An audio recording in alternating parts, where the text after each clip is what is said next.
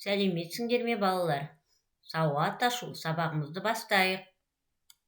Бүгінгі сабағымыздың тақырыбы табиғатқа саяхат, з дыбысымен әрпі.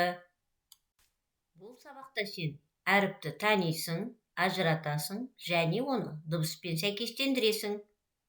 Оқудың түрлерін қолданасың.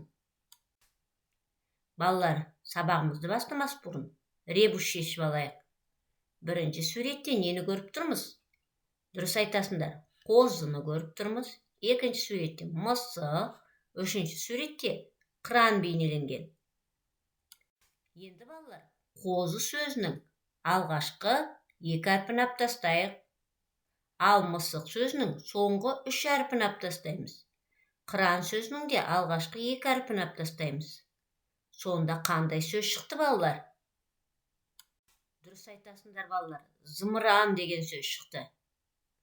Зымыран деген сөз қандай әріптен басталып тұр? З дыбысынан басталып тұр. Қане балалар, бәріміз з деп айтып көрейікші. Біз бүгін з дыбысымен әрпімен танысамыз. З әрпі дауыссыз дыбыс. Себебі з дыбысын айтқан кезде өкпеден шыққан ауа ауыз қуысында кедергіге ұшырайды. Енді балалар, з дыбысы бар сөздерге дыбыстық талдау жасайық. Зымыран, з дыбысы сөздің басында тұр. Буынға бөлейік. Зымыран. Үш буын бар. Үш дауысты дыбыс бар. Төрт дауыссыз дыбыс бар екен. Өзен. Өзен сөзінде балалар, з дыбысы сөздің ортасында тұр. Буынға бөлейік. Өзен. Өзен сөзінде төрт дыбыс бар, екі дауысты дыбыс, екі дауыссыз дыбыс бар екен. Қоңыз сөзінде балалар, з дыбысы сөздің соңында тұр.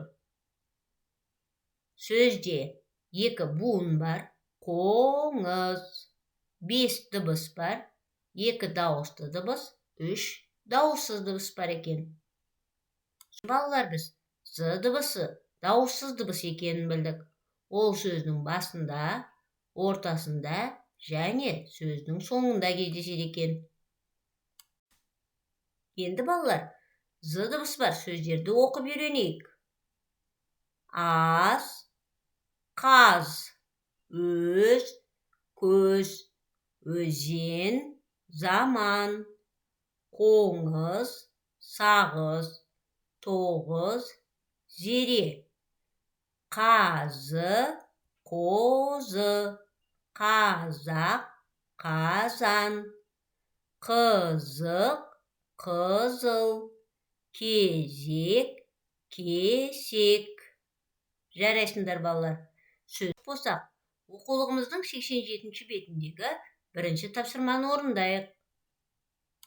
Балалар, дәптерімізге з әрпінің бас әрпімен кіші әрпін жазып үйренейік.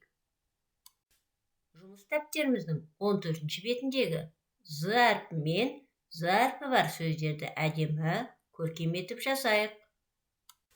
Іске сәт балалар, өзімізді бас бармақ арқылы бағалайық.